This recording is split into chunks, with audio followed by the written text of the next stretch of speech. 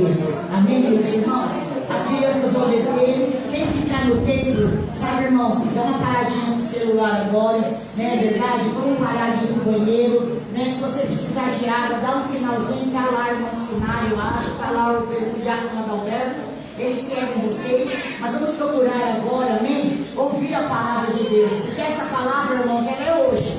Não adianta você falar que você vai ouvir ela depois, outro dia, pode até ver que você vai no Facebook, mas talvez você não vai. Mas com a unção de agora, ela é agora para nós, amém? Então recebe, frutifica, saia daqui vitorioso, fortalecido e abençoado por essa palavra, em nome de Jesus, amém? Paz, Senhor, irmãos, amém? Pode se sentar. Eu quero agradecer a igreja por cada oração, pela vida do José Daniel, minha vida, do meu marido. Deus realmente deu um grande livramento, nos tratou com misericórdia, com amor, com graça e nos trouxe de volta, amém? Estamos aqui para louvar e adorar o nome do Senhor. Foram dias onde a mão do Senhor realmente nos livrou do vale da sombra da morte. Deus é poderoso. Eu queria compartilhar com os meus irmãos uma palavra que está no livro de 2 Coríntios, capítulo 4, verso 16 a 18, e depois 2 Coríntios 12 a 15. 2 Coríntios 4, de 16 a 18, e 2 Coríntios 12 a 15. Aleluia! Diz assim a palavra do Senhor: portanto, não desanimamos, ainda que o nosso exterior esteja se desgastando, o nosso interior está em plena renovação dia após dia, pois as nossas aflições, leves e passageiras, estão produzindo para nós uma glória incomparável, de valor eterno. Sendo assim, fixamos os nossos olhos, não naquilo que se pode enxergar, mas nos elementos que não são vistos, pois os visíveis são temporais, ao passo que os que não se veem são eternos. Agora, 2 Coríntios 12 e 15. Eu, de boa vontade, me gastarei e ainda me deixarei gastar em prol da vossa alma. Amém? O apóstolo Paulo, ele sabia do que ele estava falando. Ele não falava só da boca para fora, mas ele sabia do que ele vivia com Cristo diariamente. Quando Deus chamou a Paulo, Deus falou para ele que ele sofreria para a pregação do Evangelho. Isso é o que todo mundo é chamado? Não, mas esse era o chamado do apóstolo Paulo. E Deus, desde o primeiro dia, Jesus falou que ele sofreria para a pregação do nome de Jesus Cristo, para que o nome de Jesus Cristo fosse conhecido. Então, quando Paulo fala, a nossa leve e momentânea tribulação produzirá um peso da glória de Deus, a glória eterna, ele sabe que peso é esse, ele sabe que tribulação é essa, ele sabe do que ele estava falando quando ele escreveu, porque ele passou isso na sua carne diversas vezes. E ele fala assim: olha, eu de boa vontade me gastarei e ainda me deixarei gastar. Paulo servia ao Senhor de verdade, servia em todo o tempo, servia em qualquer lugar, servia na sinagoga, servia na prisão, servia nas ruas, em qualquer lugar. Paulo continuava servindo a Cristo desde o dia que Jesus o chamou. E eu quero compartilhar lá em Atos 27, uma das situações que Paulo passou nesse serviço ao Senhor Jesus e do que ele estava falando aqui. Aleluia! Se a gente volta um pouquinho, Atos 21, eu vou ler, mas vocês não precisam abrir. Abram em Atos 27. Atos 21, no verso 27, vai dizer que Paulo, ele está na sinagoga e ali ele é acusado. E dali ele sai preso. Ele foi para um culto. Ele foi prestar um culto a Deus Ele foi para uma sinagoga prestar um culto ao Senhor e de lá ele saiu preso.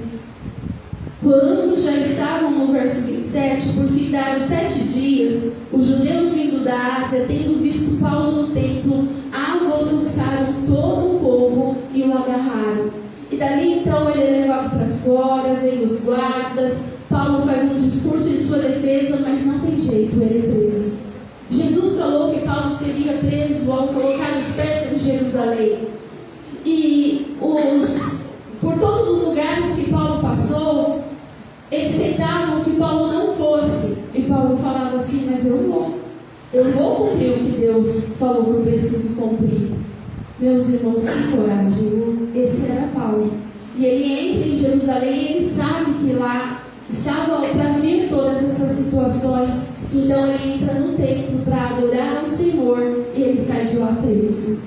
E ali, irmãos, começa a ser levado para uma autoridade, a ser levado para outra autoridade. Ele tem dupla cidadania, não dupla identidade. Porque há pessoas que têm dupla identidade. Paulo tinha dupla cidadania, né? Romano e hebreu. Mas ele era Paulo, o servo de Jesus Cristo. Essa é a identidade de Paulo. Ele se declara assim em suas cartas. E ali no capítulo 27, a gente vai ver o naufrágio do barco em que Paulo preso, com outros presos, e os soldados romanos, né, estavam passando ali em Atos 27. Diz assim, né, os perigos da viagem de Paulo. O naufrágio. Verso 27. Quando chegou a 14ª noite, sendo nós batidos de um lado para o outro, no mar Adriático, por volta da meia-noite, pressentimos marinheiros que se aproximavam para uma terra, e lançaram prumo, acharam 20 braças, passando um pouco mais adiante, tornando a lançar o prumo, acharam 15. Verso 30. Procurando os marinheiros fugir do navio e tendo arriado o bote no mar, a pretexto que estavam para largar âncoras na proa, disse Paulo ao centurião e aos soldados: se estes não permanecerem a bordo, vós não podereis salvar-vos. Porque Jesus já tinha falado com Paulo que o navio ia naufragar, e eles não deram ouvidos ao que Paulo falava. Eles davam ouvidos somente ao capitão do navio e não ouviam o servo de Deus que estava lá dentro. Mas Paulo, ele insistia para que eles ouvissem e eles não ouviam, mas o navio naufragou, irmãos. Aí está aqui, ó. Verso 34. Verso 33. Enquanto amanhecia, Paulo rogava a todos que se alimentassem, dizendo: hoje é o 14º dia em que, esperando, estáis sem comer, nada tendo provado. Eu vos rogo que comais alguma coisa, porque disso depende a vossa segurança, pois nenhum de vós perderá nem mesmo um fio de cabelo. Tendo dito isso, tomou o pão, dando graças a Deus, na presença de todos, e depois o partiu, começou a comer. Todos cobraram ânimo e se puseram também a comer. Estávamos no navio 276 pessoas ao todo. Refeitos com a comida, aliviaram o navio lançando o trigo ao mar. Quando amanheceu, não reconheceram a terra, mas avistaram uma enseada onde havia uma praia. Então consultaram entre si se não podiam encalhar o navio. Levantando as âncoras, deixaram-no ir ao mar, largando também as amarras do leme e alçando a vela da proa ao vento, dirigiram-se para a praia. Dando, porém, o lugar onde duas correntes se encontravam, encalharam ali o navio. A proa encravou-se e ficou imóvel, mas a polpa se abria pela violência do mar. O navio estava se partindo, irmãos. O parecer dos soldados era que matassem os presos, para que nenhum deles nadando fugisse. Mas o centurião, querendo salvar a Paulo, impediu-os de fazer e ordenou que os que soubessem nadar fossem os primeiros a lançar-se ao mar e alcançar a terra. Quanto aos demais que se salvassem, uns em tábuas e outros em destroços do navio. E foi assim que todos se salvaram em terra. Irmãos, Paulo está na igreja, Paulo está na sinagoga, está adorando ao Senhor, ele é preso. Aí ele começa a passar um monte de situação, porque era o plano e a vontade de Deus para a vida dele. Paulo prega para todos aqueles governantes da qual estão ali para julgá-lo, pessoas de alta autoridade. Paulo é colocado na frente delas e ele prega o evangelho para cada um deles. Alguns quase se converteram, tiveram a oportunidade e não quiseram. E agora Paulo está no navio, porque ele precisa ir para a Itália, precisa ser julgado em Roma, e Paulo é colocado no navio junto com outros prisioneiros.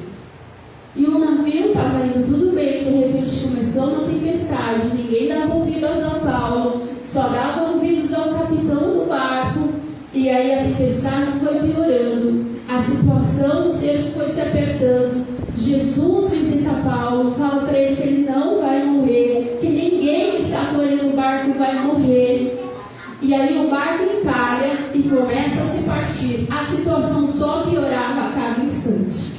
Nada melhorava, nada parecia dar certo na vida de Paulo, nada parecia caminhar para a vontade de Deus na vida de Paulo ali. E aí os soldados se levantam com medo que os presos fugissem, porque se o preso fugisse, o soldado teria que se matar, porque ele não poderia perder nenhum preso. Então, com medo de que eles fugissem, eles vieram para matá-los. Mas o centurião, com medo de que Paulo morresse também, ele impede que isso aconteça. E então, um a um vai saindo do barco e vai indo para uma ilha, que é a ilha de Malta. Irmãos, depois de tudo isso que Paulo passou, fome, frio, naufrágio, a desconfiança, porque ele falava, ninguém acreditava, ele para numa ilha, e quando ele pega ali para se aquecer no fogo, pega os gravetos, vem junto uma serpente e fica na sua mão. E os habitantes da ilha olham e falam, esse deve ser algum assassino, porque foge do naufrágio, Deus não deixa ele viver não, porque agora uma serpente está em sua mão, e eles todos ficaram parados esperando Paulo morrer. Só que o tempo passou e o veneno da serpente não fez mal algum a Paulo. Então eles pararam e foram adorar Paulo como um Deus. Só que Paulo, ele fala que não, ele não é Deus, ele é representante de um Deus. E aí, irmãos, toda a ilha, né? O principal da ilha é curado, ele estava doente, Paulo vai orar por ele, ele é curado, e todos os enfermos daquela ilha são curados. O controle saiu da mão de Deus? Não. Deus tinha um destino para Paulo. Antes dele ir lá para a Itália, antes dele ir lá para Roma, ele tinha que parar em Malta. Tinha uma obra para Paulo fazer ali em Malta. Tinha algo que Deus queria usar a vida de Paulo naquele lugar. E todos daquela ilha foram alcançados pela palavra de Deus. E também viveram milagres em seus corpos. Pelo poder do nome de Jesus Cristo, eles foram curados. Irmãos, numa ilha, no meio do nada, Deus levou Paulo até lá. Às vezes você acha que os ventos e tempestades estão te levando a naufragar, te levando a afundar no mar, mas é o Senhor te levando ao seu destino profético. É o Senhor te conduzindo ao seu destino. Pregar o Evangelho de Jesus Cristo. Ide por todo mundo e pregar o Evangelho. Ide por todo mundo. Pregar o Evangelho, batizar, curar os enfermos, libertar os cativos de demônios. Essa é a obra do Senhor em nós. E Paulo, ele cumpriu essa obra. Todos os dias da sua vida foram para servir ao Senhor desde o dia que ele aceitou Jesus Cristo como Senhor e Salvador da vida dele. É fácil, irmãos. Paulo era jogado de um lado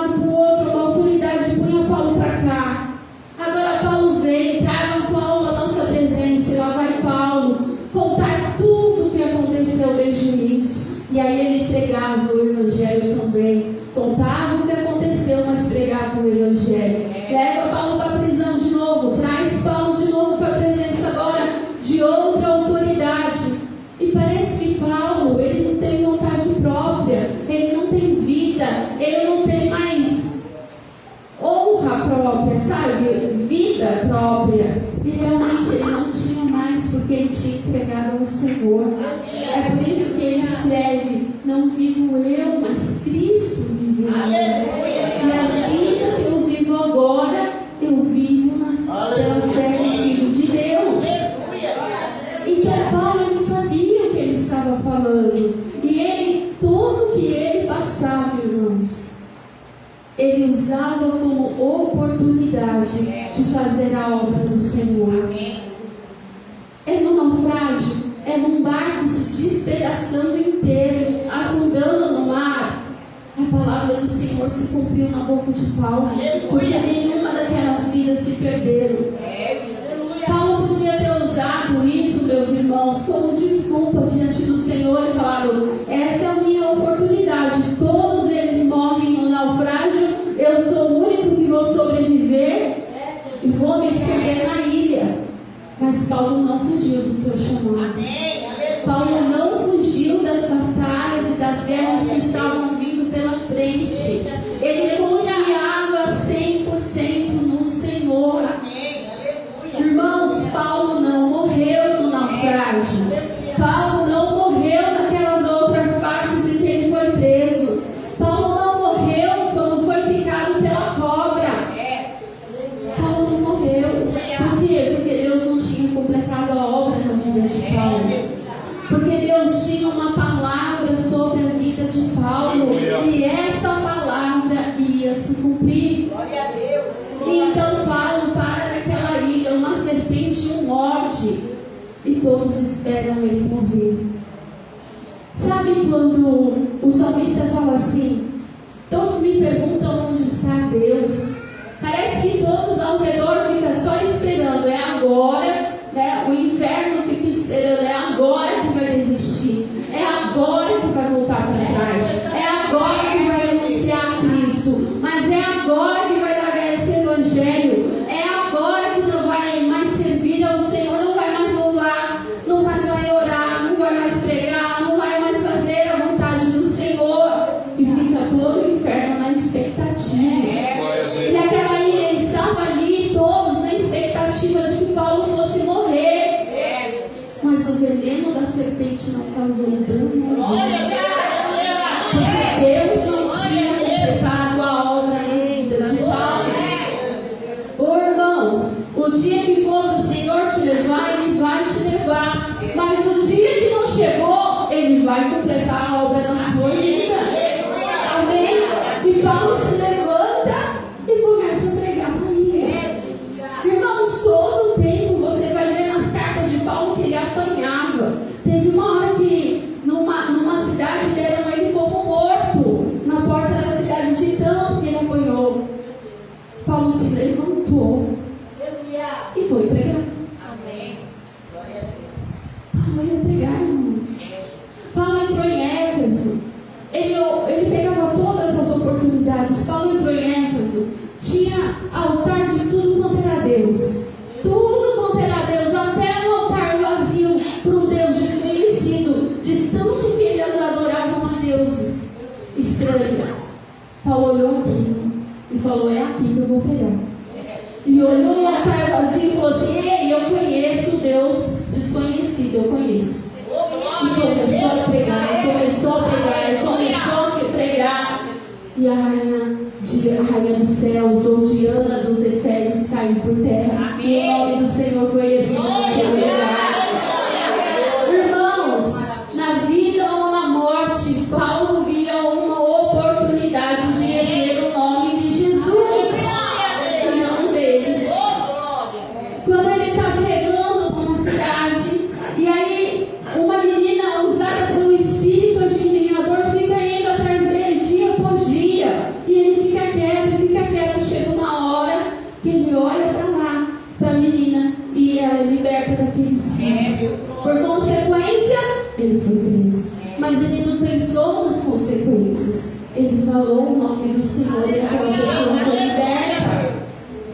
Ai, irmãos, Paulo tinha um chamado do Senhor. Paulo tinha uma palavra do Senhor. Paulo tinha um propósito de vida. E ele cumpriu esse chamado e esse propósito. Quando nós lemos aqui em Atos,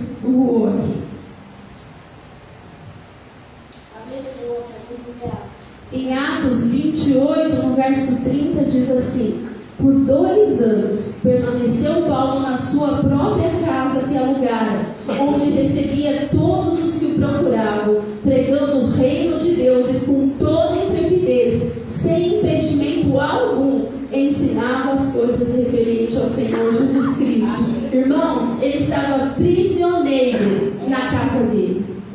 Prisioneiro por 2 anos. E todos iam visitar Paulo. Ele pregava a palavra e ele ensinava a palavra. Prisioneiro. Já imaginou ficar 2 anos dentro da sua casa sem poder sair? Na pandemia, alguns ficaram alguns dias. Nem todos, alguns ficaram alguns dias. E já foi enlouquecedor. Imagine ficar 2 anos dentro de casa, prisioneiro, sem poder sair. Paulo passou por isso. E por 2 anos, ali foi o ponto de pregação da palavra do Senhor. Vinham até os judeus, vinham de longe, para ir lá falar com Paulo. Peraí, Paulo, o que você está pregando?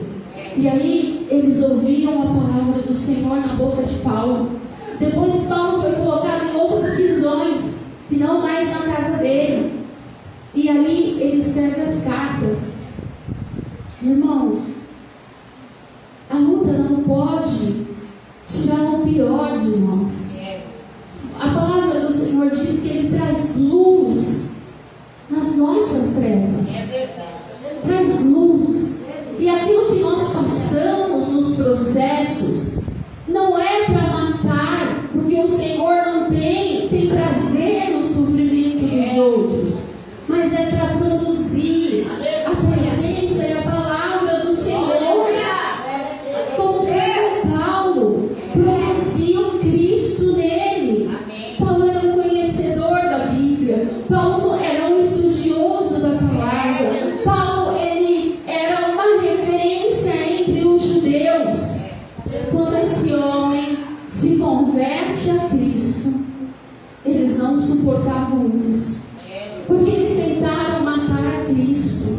Eles tentaram calar os seus discípulos. E agora um deles se converteu, aqueles a quem eles tentaram calar.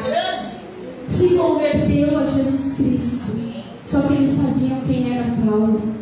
E agora eles ficaram com medo. E então eles passam a perseguir Paulo, porque eles sabiam do potencial de Paulo. Assim como o inferno também sabia do potencial de Paulo. E tentavam de todas as formas calar Paulo.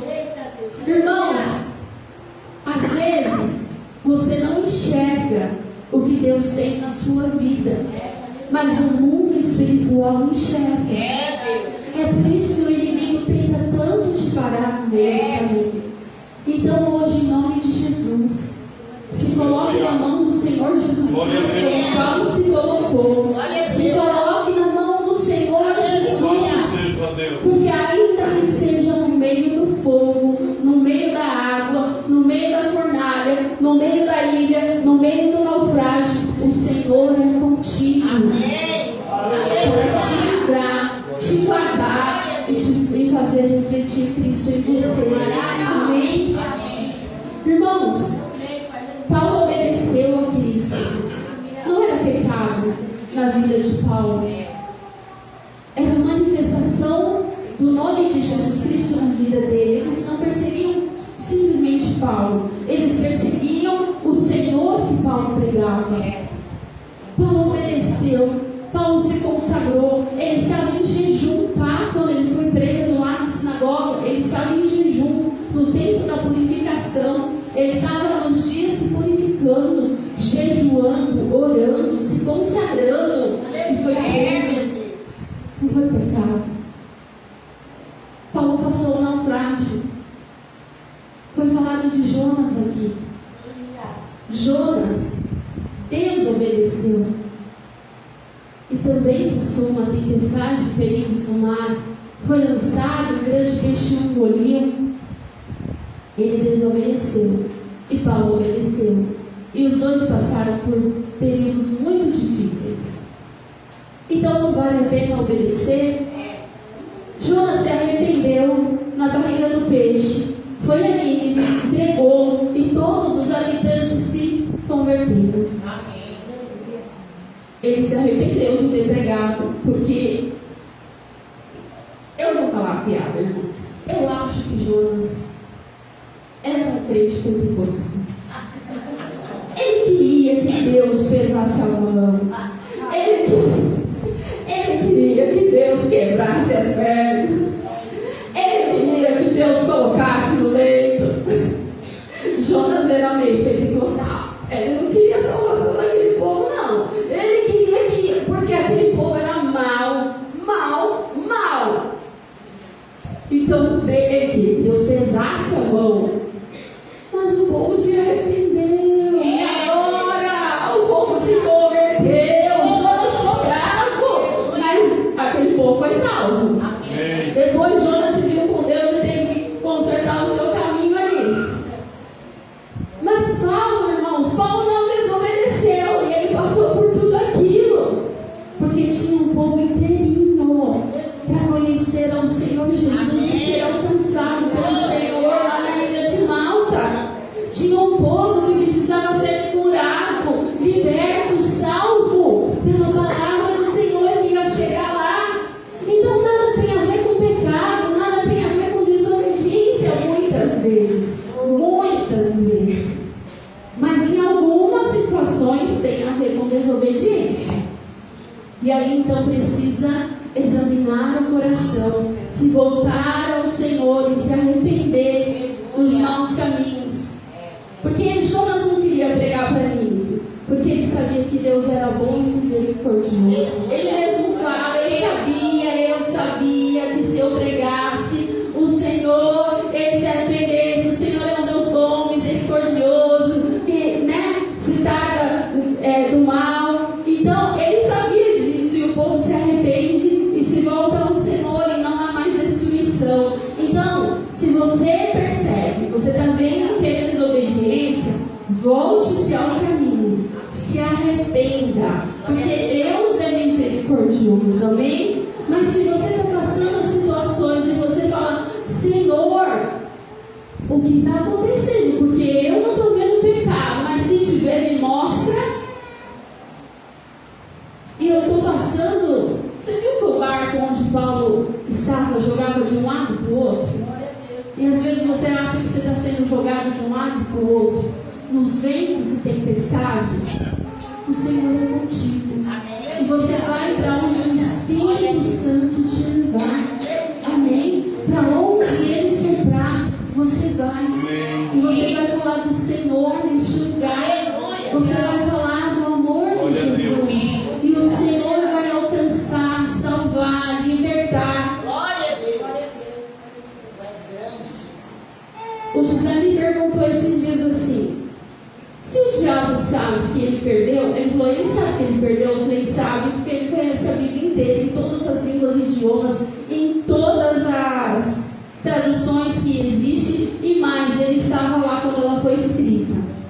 Então ele sabe que ele perdeu.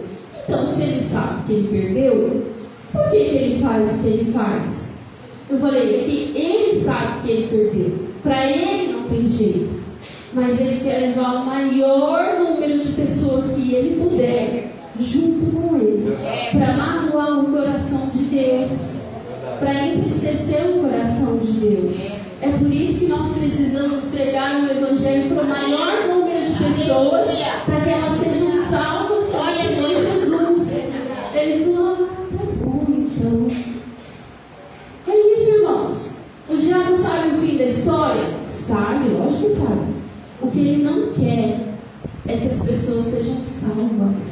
O que ele não quer, o que ele luta, não é com a sua vida financeira, com a sua vida profissional, com a sua vida amorosa, porque não é por causa dessas coisas.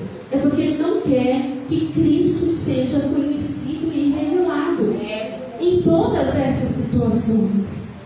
Por que ele trabalha para a destruição dos lares? Para que famílias sejam desfeitas.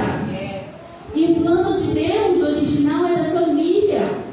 Não é verdade? Ele fez Adão e Eva. Ele fez a família. E o plano de Deus é a família. E ele quer destruir as famílias. Por quê? Porque ele quer carregar o maior número de pessoas com ele. Mas os servos do Senhor, ainda que nos naufrágios, ainda que nas situações, ainda que a serpente se levante, os servos do Senhor estão para manifestar o nome de Jesus Cristo. E é por isso que não vai causar dano. O veneno da serpente, a mordida da serpente pode até doer, mas o veneno dela não vai entrar no seu organismo para te matar. Sabe por quê, irmãos? Porque dói. A gente fala assim, o veneno da serpente não vai te matar, mas a mordida dela dói.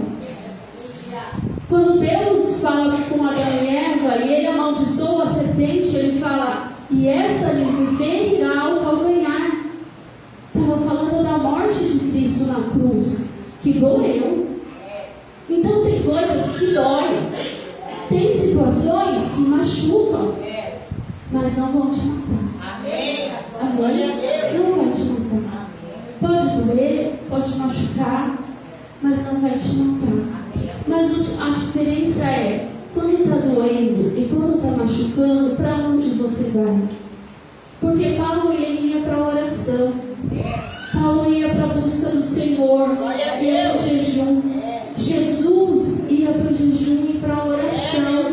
Moisés ia para o monte orar. Então a diferença é para onde você vai com aquilo que te fizeram, com aquilo que te feriram. Qual é o lugar? É o lugar da amargura? É o lugar da dor? É o lugar da mágoa, da reclamação? Ou é o altar de Deus que cura todas as feridas? A palavra do Senhor diz, né? Ele fez a ferida e ele sarará. Amém? Então, irmãos, por mais que estejam naufrágio, o vento, as tempestades, o navio balançando de um lado para o outro, o Senhor é contigo aí neste lugar.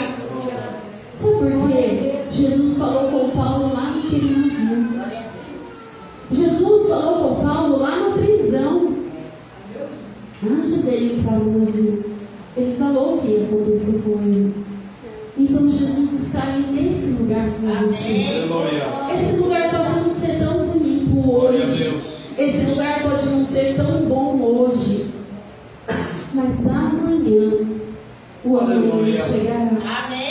O amanhã chegará. E você vai glorificar ao Senhor até por esse tempo que você passou. Até por esses naufrágios. Até por esses açoites, por essas prisões. O nome do Senhor será glorificado em cada uma dessas situações da sua vida. O Senhor, Ele te vê. Porque às vezes a gente pensa que Deus não vê. O mar tão grande, tantos navios.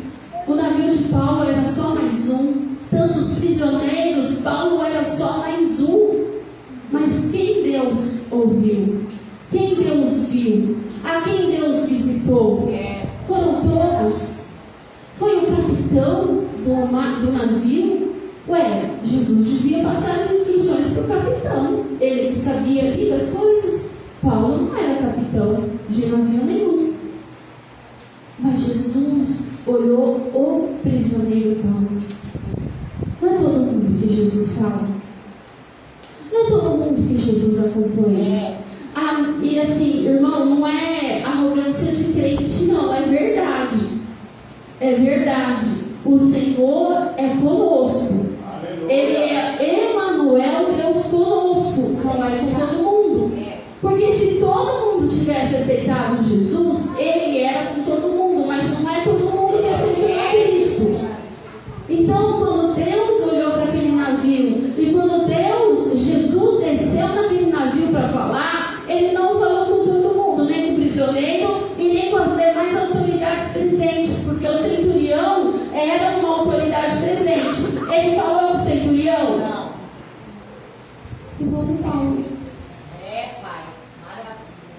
desce para falar conosco. Amém. Deus vai lá visitar você no seu quarto. Deus vai lá visitar você no seu lugar de trabalho. Deus vai lá visitar você para falar com você.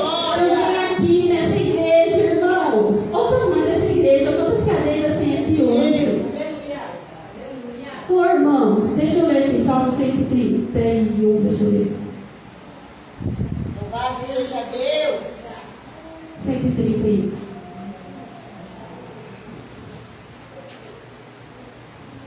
Senhor, não é soberbo o meu coração, nem altivo o meu olhar. Não ando à procura de grandes coisas, nem de todas as coisas maravilhosas demais para mim. Pelo contrário, fiz calar e sossegar a minha alma como a criança desmamada se aquieta nos braços de sua mãe. Como essa criança é a minha alma para comigo. Espero, ó Israel, no Senhor desde agora e para sempre. Aqui o salmista vai falar assim, olha. Tem outras versões que vai falar que eu não me envolvo em matérias demasiadamente demais para mim. Ou seja, eu não tenho tamanha inteligência, complexidade, como grandes pessoas aí, né, tem um QI tão elevado. Eu não tenho cargo da sociedade, de autoridade, ou tão importante, mas quem é o Senhor para se importar comigo? Aí o Senhor olha para o nosso coração, não para os nossos diplomas, nem para quantos idiomas cada um fala ou deixa de falar.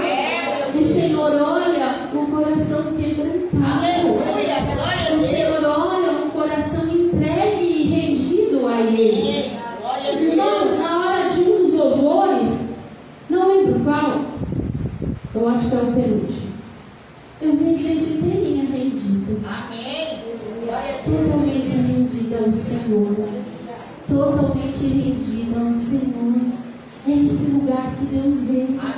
É esse lugar que Deus visita. O lugar de quem se rende a Ele em obediência. De quem se rende a Ele em adoração. Está passando naufrágio, mas está rendido. O vento está levando de um lado para o outro, mas está rendido. As situações estão te levando para lugares que você não queria, mas está rendido. E o nome do Senhor está sendo glorificado. Amém? Irmãos, é essa palavra que eu queria entregar hoje. Paulo foi um grande homem de Deus, um apóstolo do Senhor, cheio do Espírito Santo. Quando ele chegava, demônios recuavam. Quando só era o lenço dele, ele secava o suor, curava os enfermos. Tamanha unção de Deus na vida dele.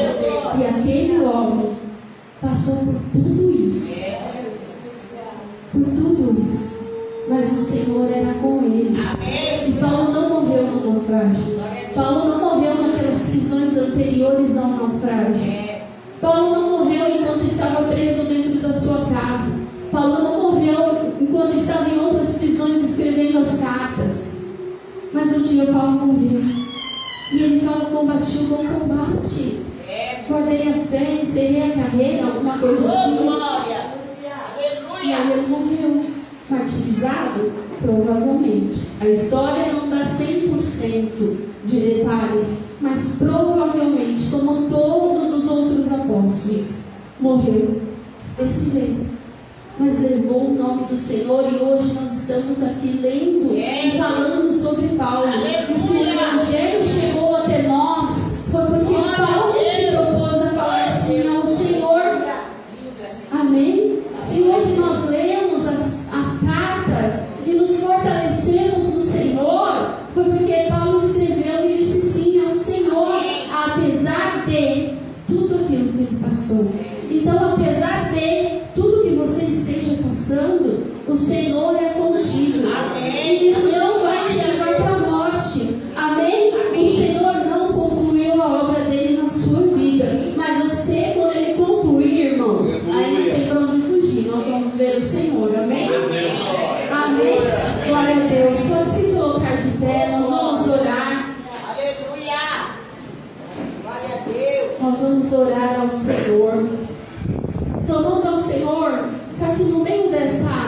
dessa jornada, o Senhor possa nos fortalecer, como Ele fortaleceu a Paulo, para que no meio dessa caminhada, o Senhor venha guardar o nosso coração e a nossa boca, para não pecar contra o Senhor no dia da nossa adversidade.